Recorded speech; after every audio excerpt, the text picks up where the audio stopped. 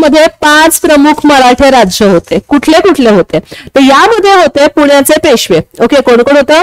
पुण्याचे पेशवे होते, बडोद्याचे गायकवाड, याच्यामध्ये आम्ही येतो ग्वालियरचे सिंधिया, म्हणजे मी असं म्हणते गमतीने. ओके, सिंधिया, इंदोरचे होळकर, नागपूरचे भोसले.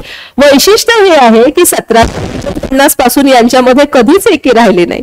एवढे स्ट्रॉंग लोक होते आणि यांच्यामध्ये एकी असते तर बस, मग तर यांना आपलं ते चंबुगबा उचलून न्यावं लागलं असतं. लॉर्ड कॅनिंग जे म्हणतो 1857 मध्ये, ती गोष्ट तर फार आधी झाली असती. आपला प्रॉब्लेमच तो आहे, आपण ना एकीने राहून कार्य करण्यावरती भरच देत नाही. ओके, तर पश्चिम भारतामधले 5 प्रमुख मराठी राज्य कुठले? पुण्याचे पेशवे आहे, बडोद्याचे गायकवाड आहे, ग्वालियरचे सिंधिया आहे, इंदोरचे होळकर आहे आणि नागपूरचे भोसले. कधीच एकी राहिली नाही, हे त्याचं काय आहे तर ते वैशिष्ट्य राहत आहे. देन मग झालं पहिलं मराठा इंग्रज युद्ध. का बरं झालं ते पण समजून घ्या.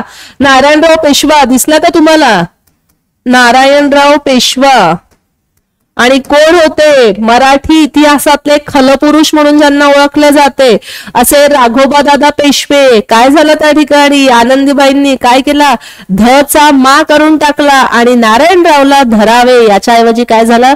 नारायणरावला मारावे, आणि ही गोष्ट घडली. ओके, तर मुख्य कारण असं आहे की पेशवा बनू इच्छित असलेल्या राघोबाने 1775 मध्ये पेशवा नारायणरावांचा खून केला.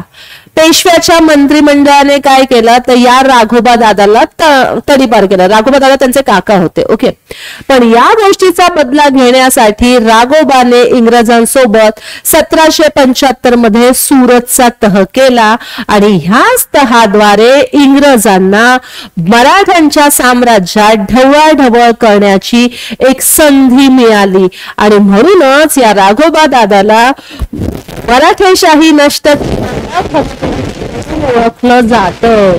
आता यामध्ये इंग्रजांचं जे नेतृत्व केलं होतं ते जनरल गोडाड यांनी केलेलं आहे आणि ही लढाई 1782 मध्ये सालबाईच्या तहाने झाली. ओके, मध्यस्थी महादजी शिंदे यांनी इथे मध्यस्थी केलेली आहे आणि सालबाईच्या तहाने काय होतं तर पहिलं मराठा इंग्रज जे युद्ध आहे ते संपत आहे. ओके, त्यानंतर